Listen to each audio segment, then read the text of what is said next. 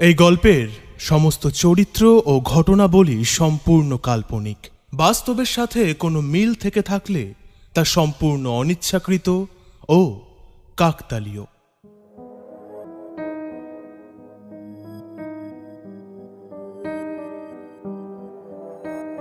নমস্কার। তান্ত্রিক দুর্গা শঙ্কর পণ্ডিতের গল্প বিম্ব কাঁটা। মাঝে বেশ অনেকগুলো দিন হয়ে গিয়েছে যে তান্ত্রিক দুর্গা শঙ্করের গল্প আপনাদের শোনাতে পারিনি।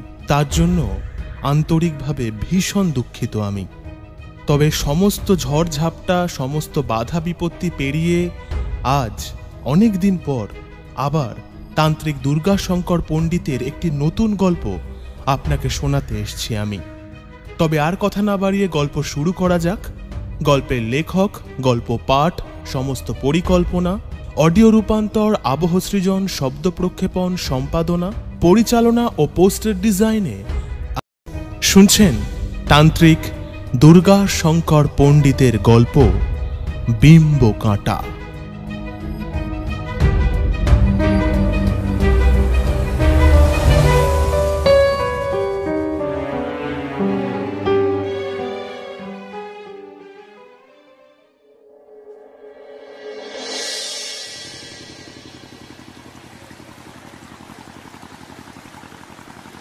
সময়টা ইংরেজি 1998 সালের এক রবিবারের বিকেল। আমি বসে আছি বারাণসীর ওসিঘাটের একটি সিঁড়িতে। মনটা বিশেষ ভালো ছিল না আমার এক রোগীর মরণাপন্ন অবস্থা। কিন্তু অনেক চেষ্টার পরও তাকে সুস্থ করে তুলতে পারছি না। কলকাতায় ডাক্তারি পাশ করার পর আজ কয়েক বছর হলো নিজের জন্মস্থান বারাণসীতে ফিরে এসে চেম্বার খুলে বসেছি। এই সময়ের মধ্যে আমার পসার বেশ বেড়েছে। কোনো রোগী আজ অবধি আমার চিকিৎসায় মারা যায়নি। শেষ অবধি সকলকেই সুস্থ করে তুলতে পেরেছি।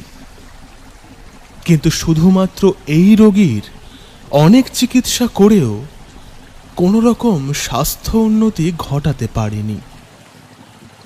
এমন নয় যে এর বয়স অনেক, মাত্র 13 বছর বয়সের শিশু সে।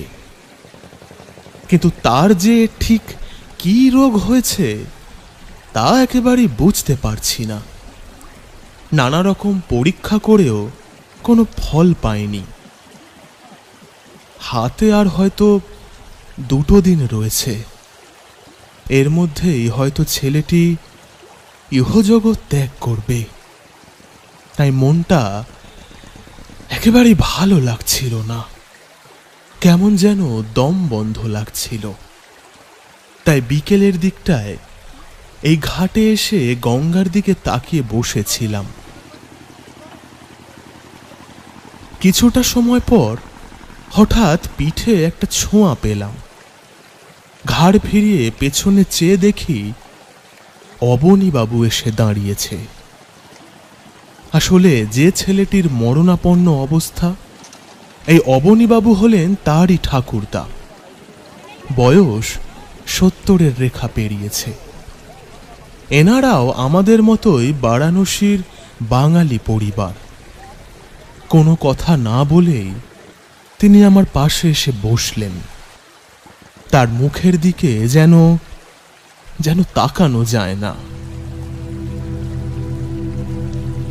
গুরুগম্ভীর মানুষটা যেন এই কয়দিনে কেমন মুষড়ে পড়েছেন। শারীরিক ও মানসিক অবস্থার অনেকখানি পতন ঘটেছে তার। তিনি বসার পর আমি জিজ্ঞেস করলাম, এ কি অবনীবাবু, আপনি এখানে? তিনি ধরা গলায় বললেন, ভালো লাগছে না ডাক্তার। আমার ফুলের মতো টাটকা তাজা দাদু ভাই বোধহয় আর রইবে না গো। পরিবারের লোকজনের চোখে মুখে কেবলই দুঃখের ছাপ। আড়ালে আবডালে বাড়ির মেয়েদের চাপা কান্না শুনতে শুনতে বড়ই দম বন্ধ লাগছিল। বাড়িতে থাকলে হয়তো আমিও কেঁদে ফেলতাম, তাই বেরিয়ে এলাম। ভাবলাম মা গঙ্গার কাছে গিয়ে বসে একটু একটু বুক জুড়িয়ে আসি, একটু একটু হালকা হয়ে আসি।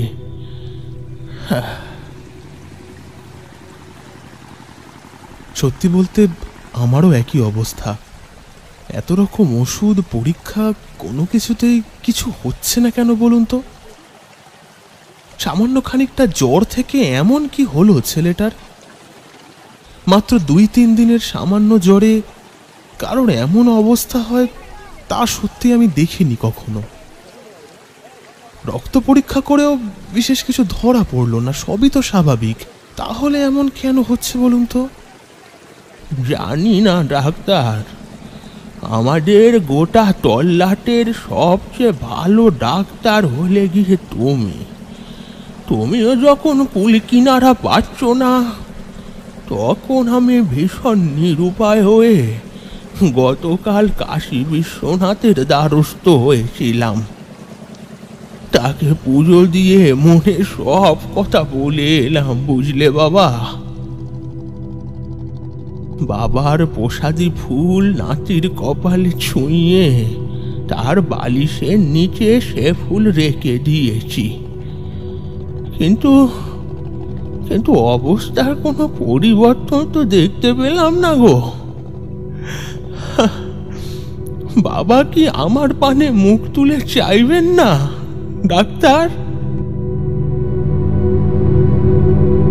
এই কথার আর কি বা উত্তর দিই? আমি কেবল তার হাত দুটো শক্ত করে ধরে রেখে বললাম, দেখুন, আমার পক্ষে যতটা সম্ভব চেষ্টার কোনো ত্রুটি রাখিনি আমি। একটু আশার আলো দেখলেই আমি পুনরায় আবার চেষ্টার কোনো শেষ রাখবো না। তবে আমরা ডাক্তাররা যতই চিকিৎসা শাস্ত্রে পারদর্শী হই না কেন, শেষ অবধি ঈশ্বরের ওপরই ভরসা করতে হয়, তাই না? রাখার হলে তিনিই রাখেন, নেবার হলে তিনিই নেন।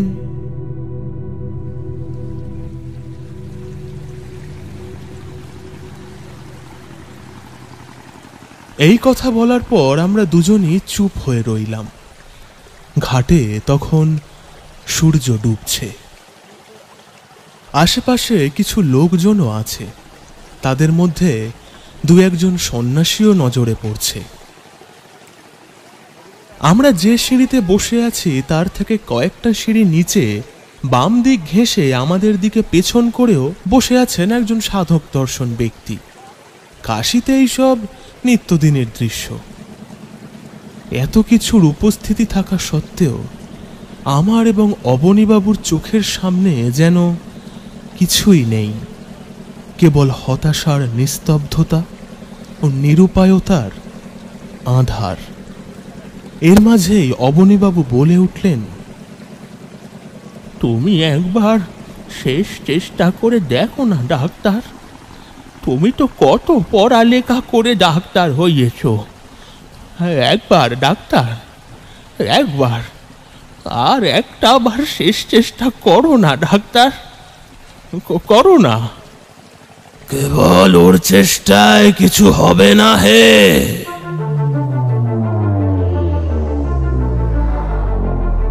আমাদের দুজনকে একসাথে চমকে দিয়ে এই কণ্ঠস্বরটা ভেসে এলো সামনের নিচু সিঁড়ির দিক থেকে।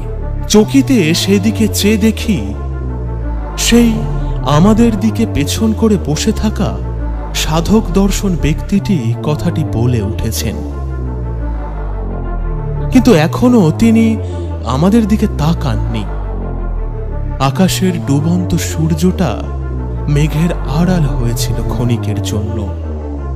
এইবার মেঘ সরে যেতেই সূর্যের লালচে কিরণ এসে আমাদের মুখে পড়ল, আর তার সাথে সাথেই সেই সাধক আমাদের দিকে মুখ ঘুরিয়ে তাকালেন।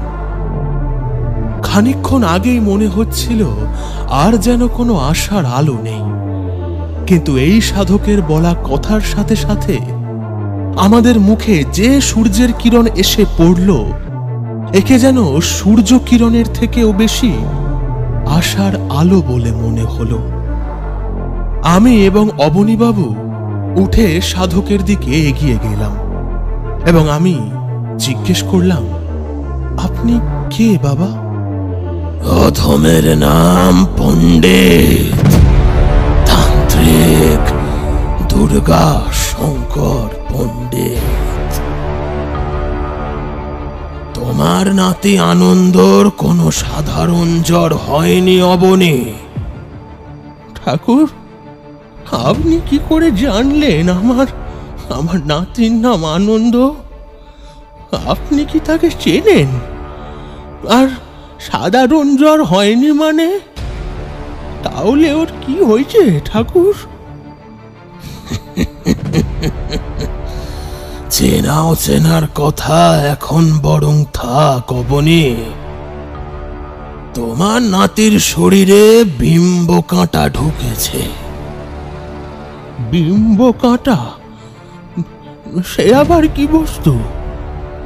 সে বড় ভীষণ জিনিস।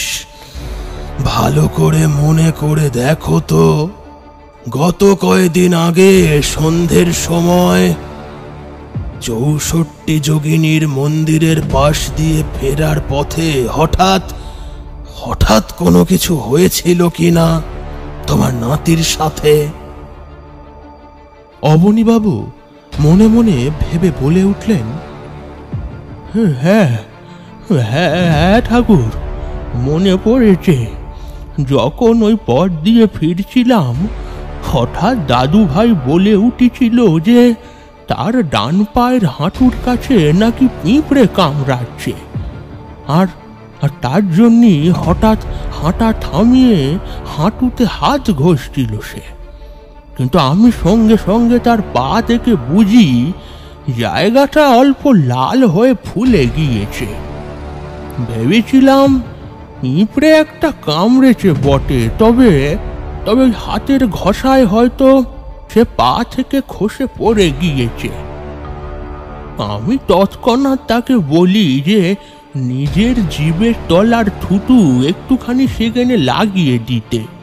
কিন্তু এরপর দিন রাতের বেলা থেকেই ও অসুস্থ হতে শুরু করে। কি ঠিক কি না? হ্যাঁ ঠাকুর, একেবারে ঠিক বলেছেন। কিন্তু তবে কি সেটা পিঁপড়ে ছিল না? না, ওটা ছিল বিম্ব কাঁটা। ওটা ওর শরীরে প্রবেশ করার জন্য নয়, অন্য কারোর উদ্দেশ্যে ওটাকে নিক্ষেপ করা হয়েছিল। আর ওই 64 যোগিনী মন্দিরের পেছনের জঙ্গলে বসেই কেউ সেটা করেছিল।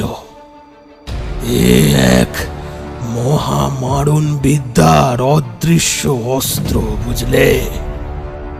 এটা নিশ্চয়ই কোনো অঘরী সাধকের কর্ম। অন্য কারোর ওপর এই মারণ বিদ্যা প্রয়োগ করে সেই কাঁটাকে নিক্ষেপ করেছিল, কিন্তু সামনে পড়ে যায় তোমার নাতি আনন্দ। তাহলে এখন ওকে বাঁচাবার কি উপায় ঠাকুর? ওকে আমার কাছে আনতে হবে, বুঝলে? বেশ বেশ, আমি এখনই আপনার কাছে ওকে নিয়ে আসছি। ওহে ডাক্তার, আমার সাথে একটু চলো না হে। আমি হ্যাঁ বা না বলার আগেই সাধক বলে উঠলেন, না হে, তোমাদের দিয়ে হবে না। তোমরা 100 মানুষ মিলেও আনন্দকে ঘর থেকে বের করতে পারবে না। তবে কি উপায় ঠাকুর? আমি একজনকে পাঠাচ্ছি, সে গিয়ে নিয়ে আসবে। ও, কাকে পাঠাবেন ঠাকুর? কোথায় সে? খানিকক্ষণ রোসো অবনী, সূর্যনারায়ণকে অস্ত যেতে দাও, না হলে সে আসবে না। জ্ঞান হবার পর থেকেই আমাদের এই বারাণসী বা কাশীকে এক আশ্চর্য শহর বলেই জেনে এসেছি। এখানের অলিতে গলিতে, শ্মশানে মশানে নানান ক্ষমতাধর সাধু, সন্ত, যোগী ও অঘরীর বাস, এবং সময় সময় তারা এমন কিছু কাণ্ড ঘটাতে পারেন তা বিশ্বাস ও ভাবনার অতীত। কিন্তু তবুও এমন কিছু যা আজ ঘটছে তা আমি কখনো দেখিনি বা শুনিনি। চিকিৎসা বিজ্ঞান নিয়ে লেখাপড়ার পরেও ঈশ্বরে বিশ্বাস রাখি আমি, আর দেবতায় বিশ্বাস আছে যখন, অপদেবতাতেও অবিশ্বাস নেই আমার। কাশীতে এমন অনেক ঘটনা ঘটে যা সাধারণত কোথাও ঘটে না। কাশীতে এমন অনেক সাধু মহাত্মার পায়ের ধুলো পড়ে যা সাধারণ চোখে ধুলো মনে হলেও আদতে তা চমৎকারের চেয়ে কম কিছু নয়। ঘাটে বসে নীরব থেকে এইসবই ভেবে যাচ্ছি। ধীরে ধীরে সূর্যাস্ত হলো, আকাশের আলো কমতে কমতে আঁধার নামল। আমি এবং অবনীবাবু সাধকের মুখের দিকে চেয়ে অপেক্ষা করছি। আরো কিছুটা সময় অতিবাহিত হওয়ার পর তিনি অদ্ভুত একটা ঘটনা ঘটালেন। দেখলাম তার থলে হাতড়ে তিনি শ্যাওলা ধরা একদলা আটা বের করে আনলেন। তারপর নিজের জটা থেকে একটি চুল ছিঁড়ে তা সেই আটার দলার মধ্যে মিশিয়ে তা হাতের পাতা দিয়ে গোল পাকালেন। তারপর তা মুখের কাছে এনে কিছু বিড়বিড় করে দূরে ছুঁড়ে দিলেন গঙ্গার জলে। সন্ধে নেমে যাওয়ায় ঘাটে লোকজন ফাঁকা হয়ে গিয়েছিল। গঙ্গার জলও প্রায় স্থিরই বলা চলে। আটার দলা জলে পড়ার কিছু সময় পর জলের মধ্যে কেমন একটা আলোড়ন লক্ষ্য করলাম। দেখতে দেখতেই জল ঠেলে ঘাটের ওপর উঠে আসতে দেখলাম এক অদ্ভুত অবয়বকে। চারিদিকে তেমন বিশেষ আলো না থাকতেও তাকে যেন বেশ দেখতে পাচ্ছি। অবয়বের মুখটা বিশেষ বোঝা যাচ্ছে না, তবে মানুষের মতোই দেহের গড়ন তার। দেহটা কেমন যেন পুরো আঁশ দিয়ে ঢাকা মনে হলো। সে সাধকের সামনে এসে প্রণামের ভঙ্গিতে বসল এবং সাধক তাকে নিচু গলায় কিছু আদেশ দেওয়ায় সে আবার জলে নেমে তলিয়ে গেল। আমরা হতবাক হয়ে কেবল দেখে যাচ্ছি সব। কি যে ঘটছে তা একেবারেই বোধগম্য হচ্ছে না। বেশ খানিকটা সময় কাটার পর দেখলাম আবার জলে আলোড়ন লক্ষ্য করা যাচ্ছে। তারপরই ঘাটের কাছে ভেসে উঠল একটা দেহ। চমকে উঠলাম দেখে, এটা তো আনন্দ। সাধক এইবার আমাদের বললেন, যাও, ওকে জল থেকে তুলে আনো। আমি তড়িঘড়ি আনন্দকে ঘাটে তুলে এনে শুইয়ে দিলাম সিঁড়ির ওপর। কিন্তু অবাক হয়ে গেলাম একটা বিষয় লক্ষ্য করে যে আনন্দর শরীর এতটুকু ভিজে নয়। অবনীবাবু কিছু বলতেই যাচ্ছিলেন, কিন্তু তার আগেই সাধক বলে উঠলেন, অবনী, তুমি এখন বাড়ি ফিরে যাও এবং বাড়ির সকলকে জানাও যে আনন্দ আমার কাছে আছে, আর বাড়িতে আনন্দর যে দেহটা পড়ে আছে তা কেবল ওর জড় দেহ। ওই দেহ থেকে আমি আনন্দকে বের করে এনেছি। কেউ যেন ওকে মৃত ভেবে ওই দেহটা দাহ না করে বসে। সময় মতো ওই দেহ আবার উঠে বসবে। ওহে ডাক্তার, ওটা ওর জড় দেহ নয় বলেই ওর দেহটা জলে ভিজে যায়নি, তবে বিশেষ এক বিদ্যের প্রয়োগ করায় ওর এই দেহটাকেও জড় দেহ বলেই মনে হচ্ছে। সে বিদ্যে প্রয়োগ না করলে তুমি ওকে হাত দিয়ে ছুঁতে পারতে না। সাধকের কথা শেষ হতেই অবনীবাবু আর এতটুকু সময় নষ্ট না করে বাড়ির পথ ধরলেন, কিন্তু আমি ঘাট থেকে এক পাও নড়লাম না।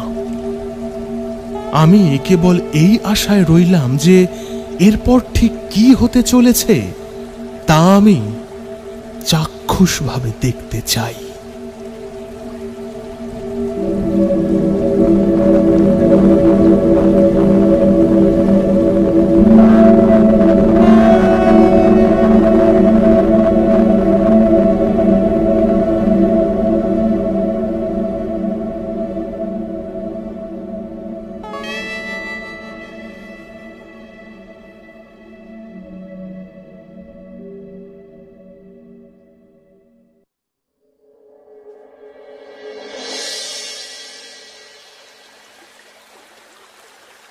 ওহে ডাক্তার, তুমি গেলে না যে?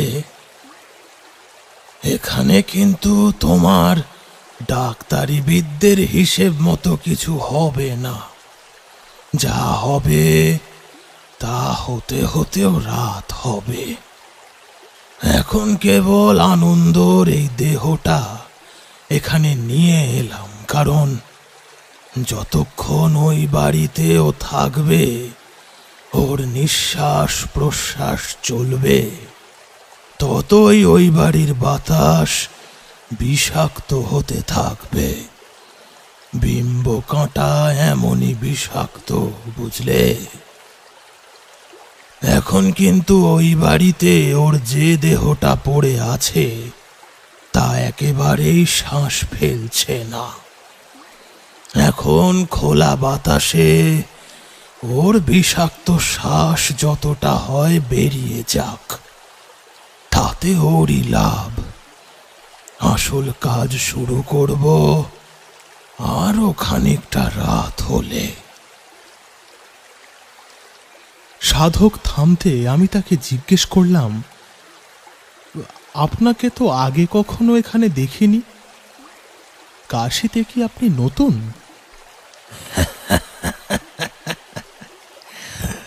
বলো কি হে, তোমার আর বয়স কতটুকু? আমি যখন কাশি ছেড়েছি তখনও হয়তো তুমি কেন, তোমার ঠাকুর দাদাও জন্মায়নি। আমার ভবঘুরের জীবন, কখনো এখানে তো কখনো ওখানে। প্রায় বছর 60 পর কাশিতে এলাম। বলেন কি, 60 বছর? আর আপনি বললেন আমার দাদা মশাইও যখন জন্মায়নি তখন আপনি কাশি ছেড়েছিলেন, কিন্তু আপনাকে দেখে তো 80 বছরের বেশি মনে হয় না।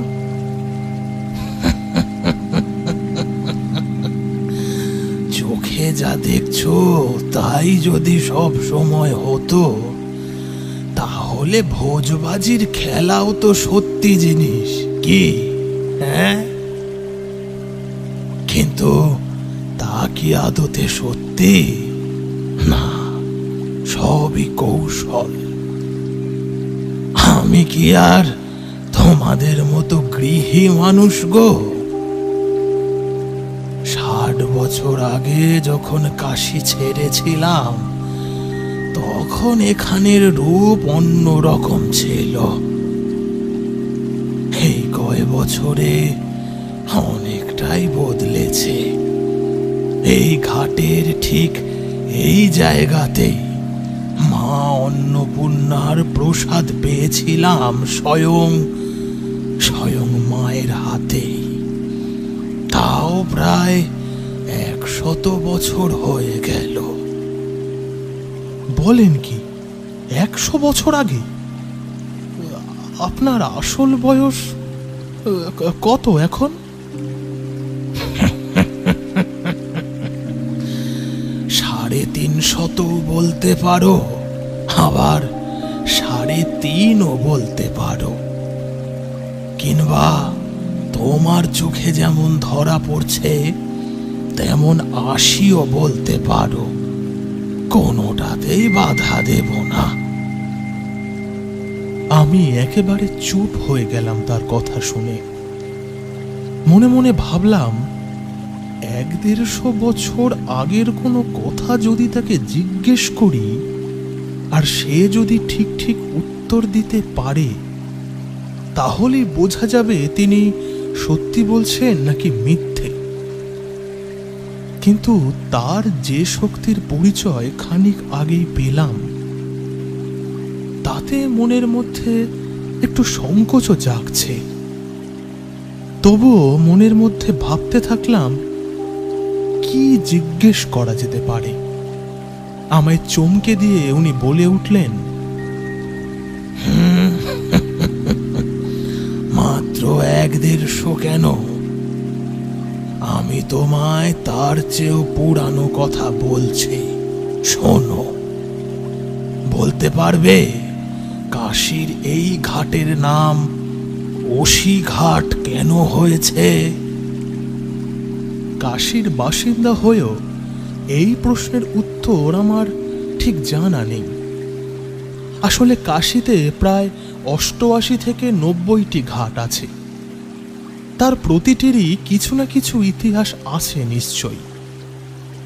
তার কয়েকটাই হয়তো আমি জানি, কিন্তু দুর্ভাগ্যবশত অসি ঘাটের ইতিহাস সেভাবে আমার জানা নেই। যদিও এসব কথা মুখে না বলে আমি মনে মনেই বলছিলাম। কিন্তু সাধক বললেন, জানা নেই তার মানে? হ্যাঁ, আসলে দেবী মহামায়া অসুর শুম্ভ ও নিশুম্ভকে হত্যা করার পর নিজের হাতের অসি অস্ত্রটি এইখানে ফেলেন এবং এখান থেকে অসি নদীর উৎপত্তি হয়। অসি মানে বোঝো তো? অসি হলো খড়গ বা তরবারি। যদিও এখানকার স্থানীয় অবাঙালিরা একে বলে 80 ঘাট, তবে এর মানে কিন্তু 80 নয় বাছা। অনেকেই মনে করেন এটা বুঝি কাশীর 80তম ঘাট, তবে প্রকৃত অর্থে কথাটা হলো অসি বা তরবারি। তাছাড়াও এ ঘাটের আরো অনেক ইতিহাস আছে। কবি তুলসী দাস রামায়ণের বেশ কিছু অংশ বিশেষ এই ঘাটে বসে লিখেছিলেন। সেসব কত পুরনো সব কথা, কিন্তু মধ্যে মধ্যে ভাবলে মনে হয় এই তো সেই দিনেরই ঘটনা বুঝি। এই বলে তিনি চুপ করলেন। তিনি কথাগুলো এমনভাবেই বললেন যেন সব নিজের চোখে দেখেছেন। মানুষটাকে ঠিক বুঝে উঠতে পারছি না। ধরি ধরি করেও যেন ঠিক ধরতে পারছি না। মনে মনে কথাই ভাবছি, এমন সময় তিনি বলে উঠলেন, ও হে ডাক্তার, অবনী ও তার 2 ছেলে এই ঘাটের দিকে আসছে। তুমি ওদের ঘাটে নামতে দিও না। এখনই যাও, গিয়ে ওদের আটকাও। আমি ঘাড় ফিরিয়ে ওপর দিকে তাকিয়ে দেখি, কই কেউ নেই তো। বললাম, কোথায় ওরা? দেখতে পাচ্ছি না তো। ওরা ঘাটের পথটাই ধরেছে। তুমি সিঁড়ি ধরে ওপরে উঠে প্রথম ধাপে পা দিলেই ওদের দেখতে পাবে। যাও, দেরি করো না। ওনার আদেশে আমি ঠিক বসে থাকতে পারলাম না, উঠতেই হলো আমায়। কিন্তু কি আশ্চর্য, পা চালিয়ে ঘাটের প্রথম ধাপে পা দিতেই দেখলাম অবনীবাবুর সাথে তার দুই ছেলে মহেন্দ্র ও জিতেন্দ্র এদিকেই হন্তদন্ত হয়ে এগিয়ে আসছেন। আনন্দ হল মহেন্দ্রবাবুর সন্তান। জিতেন্দ্রবাবুর একটি কন্যা সন্তান আছে বটে, নাম পুষ্পমালা। তবে তার বয়স এখন 3 বছর। ওনারা কাছাকাছি এসে ঘাটের দিকে নামতে চাইতে আমি তাদের সাধকের বারণ সম্বন্ধে বললাম। তাতে তারা ঘাটের প্রথম ধাপের ওপরই বসে পড়লেন। যদিও সেখান থেকে নিচ অব্দি উজ্জ্বল চন্দ্রালোকে বেশ ভালোই দেখা যাচ্ছে। এর কিছু সময় পর দেখলাম সাধক উঠে দাঁড়ালেন। এইবার হয়তো তিনি তার কাজ শুরু করবেন। আমরা উদ্গ্রীব হয়ে তার দিকে এক দৃষ্টে তাকিয়ে রইলাম। কি যে হতে চলেছে তা কিছুই বুঝতে পারছি না।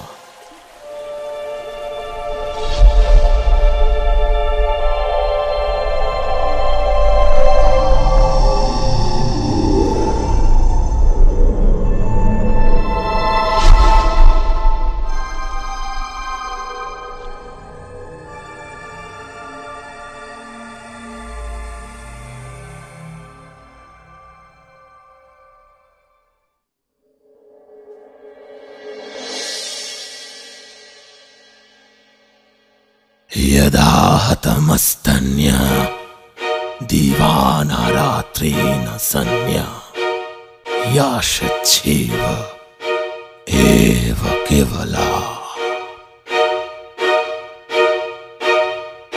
এই বলে দেখলাম সাধক ধীর পায়ে গঙ্গা বক্ষে নেমে গিয়ে হাতে করে কিছুটা পবিত্র জল নিয়ে এসে ছিটিয়ে দিলেন আনন্দের শরীরের ওপর। তারপর নিজের থলে হাতড়ে দুহাতে মুঠো ভর্তি করে কোনো গুঁড়ো জাতীয় কিছু নিয়ে আনন্দকে কেন্দ্রে রেখে তার চারিপাশে বৃত্তাকারে তা ছিটিয়ে দিয়ে নিজে বসলেন আনন্দর মাথার কাছে এবং নিজের 2 হাতে অদ্ভুত কোনো মুদ্রা বানিয়ে কিছু বিড়বিড় করতেই আনন্দর চারিদিকে নীল বর্ণের আগুন জ্বলে উঠল।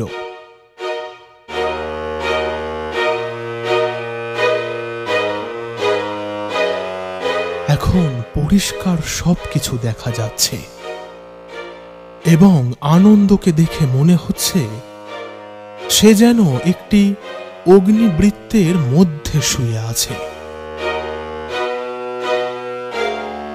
সাথে সাথে কি অদ্ভুত বিষয়, এই ঘাটে আমরা ছাড়া আর একটাও মানুষ নেই, কেউ আসছেও না।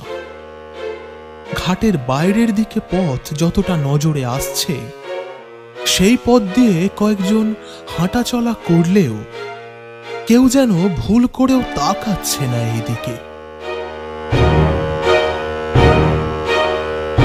এইবার দেখলাম সাধক নিজের দক্ষিণ হস্ত চেপে ধরেছে আনন্দর কপালের কাছে এবং নিজে আকাশের দিকে মুখ তুলে অনবরত কিছু বিড়বিড় করে চলেছে। আর শুয়ে থাকা আনন্দর দেহটা মাঝে মাঝে ঝাঁকুনি দিয়ে কেঁপে কেঁপে উঠছে। এমন সময় অবনীবাবু নিচু গলায় বললেন, ডাক্তার, এই সাধক ঠাকুর কি করছে আমার নাতির সাথে? দেখে তো মোটেই ভালো লাগছে না হে। সন্ধে থেকে যা যা হলো সবই তো জানেন। তাছাড়া আপনি কিন্তু এখনই দেখে এসেছেন যে আনন্দ বাড়িতেই শুয়ে আছে, আবার এখানেও অন্য আরেক আনন্দকে দেখতে পাচ্ছেন। ভালো করে ভেবে বলুনই না, এর আগে অবধি কোনোদিন এসব দেখেছেন? স্বাভাবিক কিছু যে ঘটছে না তা আমিও জানি, কিন্তু এই অস্বাভাবিকটাই হয়তো আপনার নাতিকে পুনরায় বাঁচিয়ে তুলবে। তাছাড়া আমরা তো চেষ্টার কোনো ত্রুটি করিনি, কিন্তু কিছু করতে পেরেছে কি? আমার মনে হয় যা হচ্ছে তা কেবল আমাদের দেখে যাওয়া উচিত। খারাপ যতটা যা হবার ছিল তা তো হয়েছেই। এইবার যদি এই সাধকের দয়ায় আনন্দ আবার সুস্থ হয়ে ওঠে, তবে তার চেয়ে ভালো আর কিছু হতে পারে কি? আমার এই কথায় তিনি আর কোনো উত্তর করলেন না। তার দুই ছেলেও চুপ করে বসে থেকে কেবল যা ঘটছে তাই দেখে চলেছে। আসলে তারাও জানে এই কয়দিন কতটা অক্লান্ত পরিশ্রম আমরা সকলে মিলে করেছি আনন্দকে সুস্থ করে তোলার জন্য, কিন্তু কিছুতেই কিছু হয়নি। এইবার হয়তো যা পারেন তাই মহাসাধক তান্ত্রিক দুর্গাশঙ্কর পণ্ডিতই পারবেন।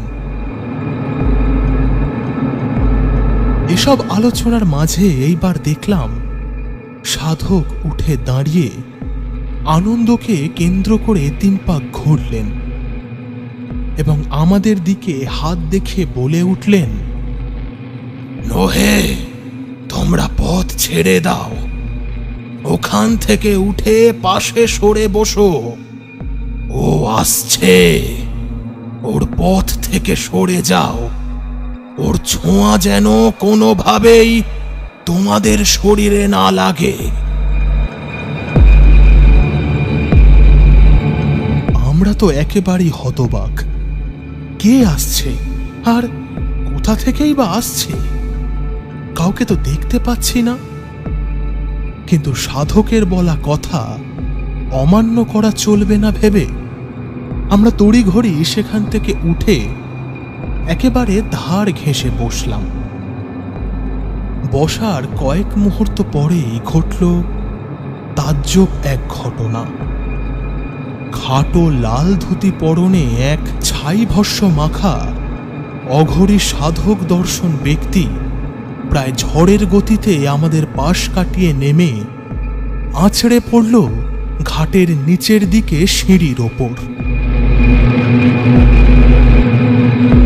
সারা মাথায় জটার বাড়াবাড়ি তার, শরীরে তীব্র ঝাঁঝালো গন্ধ। সে একেবারে আনন্দ যেই অগ্নি বলয়ের মধ্যে শুয়ে আছে সেই বলয়ের বাইরে গিয়ে আছাড় খেয়ে পড়ল। আমরা বিস্ফারিত চোখে দেখছি সে ধীরে ধীরে উঠে দাঁড়িয়ে দুর্গা শঙ্করের দিকে 2 হাত জড়ো করে মিনতি ও ক্ষমার প্রার্থনা করছে যেন, কিন্তু মুখে কোনো কথা নেই তার। এইবার শুনলাম দুর্গাশঙ্কর বলে উঠলেন, তোমার একটা ভুলে আজ এই শিশুটির এমন অবস্থা। অঘোর মার্গের সাধক হয়েও তুমি এত নিম্নমানের ক্রিয়া করে অঘোর পন্থাকে কলুষিত করেছ। অঘোর কখনো কারোর ক্ষতি সাধনের জন্য নয়, কিন্তু তুমি যোগিনী বিদ্যার সহায়তা নিয়ে এত নিষ্কর্মে প্রবৃত্ত হয়েছ যখন, তখন আর এই মার্গ তোমার জন্য নয়। তুমি এখনই তোমার নিক্ষেপ করা বিম্ব কাঁটা এই শিশুর শরীর থেকে নিজের শরীরে টেনে নিয়ে মহা শ্মশানে গমন করবে। কেবলমাত্র শ্মশানই হবে তোমার একমাত্র স্থান। শ্মশান ভূমির বাইরে আর কখনো পা রাখবে না তুমি। জীবনের শেষ কয়টা দিন সেখানেই অতিবাহিত করে গঙ্গা বক্ষেই দেহ ত্যাগ করবে। এটাই তোমার শাস্তি এবং এতেই তোমার মুক্তি। এইবার আমি বিম্বতারণ মন্ত্র জপ করে সেই কাঁটাকে এই শিশুর শরীর থেকে তাড়ন করব। আর আর তুমি বিম্ব গ্রহণ মন্ত্র জপ করে সেই কাঁটাকে গ্রহণ করবে। নাও হে, শুরু করো।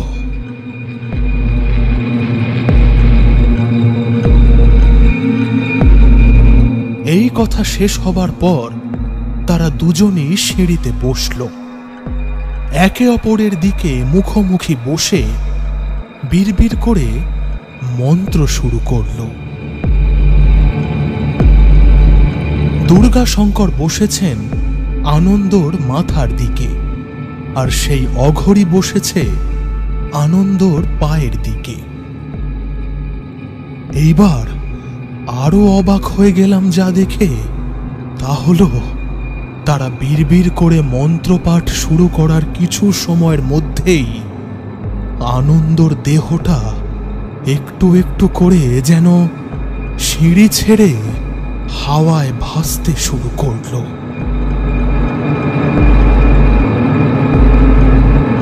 প্রায় 1 হাত উচ্চতায় উঠে তা অমনভাবে স্থির হয়ে রইল। অন্যদিকে মন্ত্রপাঠ তখনও চলছে। এমন চলতে চলতে হঠাৎ দেখলাম আনন্দর হাঁটুর কাছ থেকে একটা সূচের মতো সরু লালচে আলোর রেখা ধীরে ধীরে বেরিয়ে এসে একটু একটু করে ঢুকে গেল সেই অঘরী সাধকের একেবারে বুকের মধ্যখানে। আর এমনটা হওয়া মাত্রই আনন্দর দেহটা হাওয়া ছেড়ে আবার নেমে এলো। আর সেই অঘরী সাধক যেন হঠাৎ করে একটু দুর্বল হয়ে পড়ল বলে মনে হলো। দুর্গাশঙ্কর চোখ খুললেন এবং অঘরীর উদ্দেশ্যে বললেন, ক্রিয়া সম্পন্ন হয়েছে, এইবার তুমি প্রস্থান করো। কিন্তু তুমি সিঁড়ি ধরে আর উঠবে না। এই গঙ্গার পার ধরে শ্মশানের দিকে গমন করো। যাও।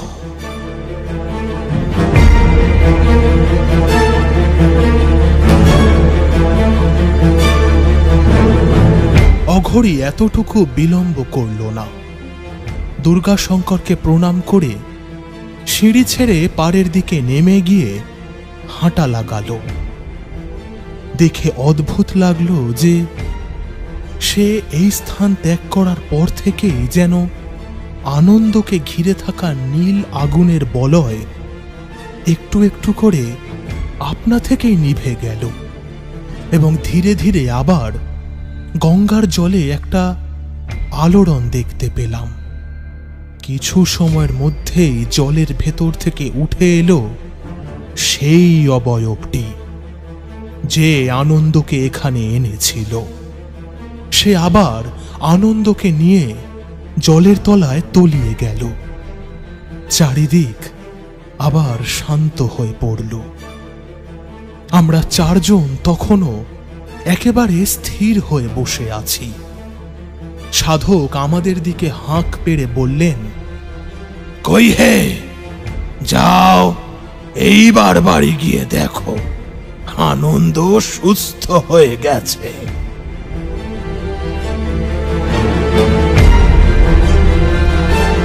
এই কথা শোনার পর আমরা জানি না কোন মন্ত্র বলে সেখান থেকে উঠে আনন্দকে দেখতে ছুটলাম। সেই কথাগুলি আমাদের আর সেখানে যেন বসে থাকতেই দিল না। সাধককে যে সামান্য একটা প্রণাম করব সেটাও যেন হলো না। জানি না, এও হয়তো তার কোনো মায়া ছিল।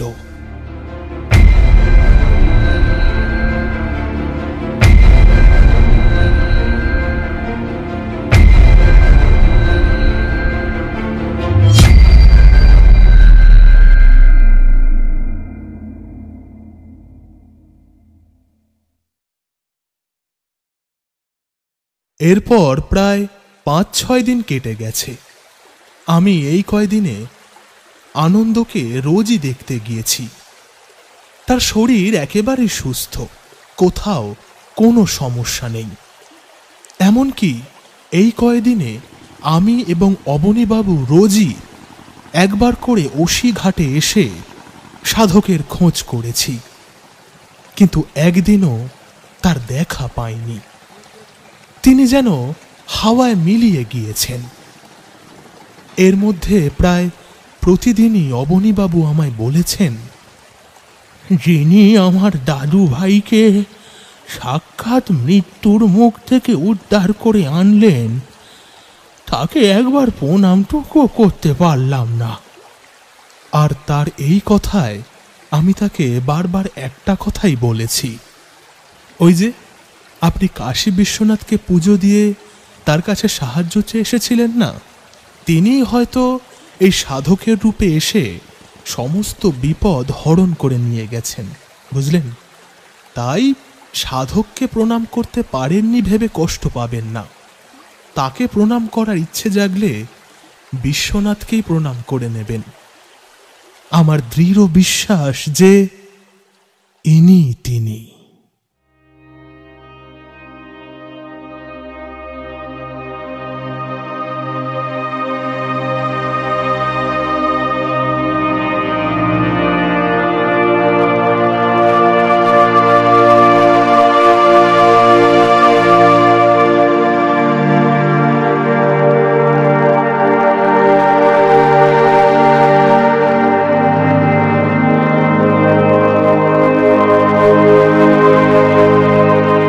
শুনছিলেন তান্ত্রিক দুর্গা শঙ্কর পণ্ডিতের গল্প বিম্ব কাঁটা।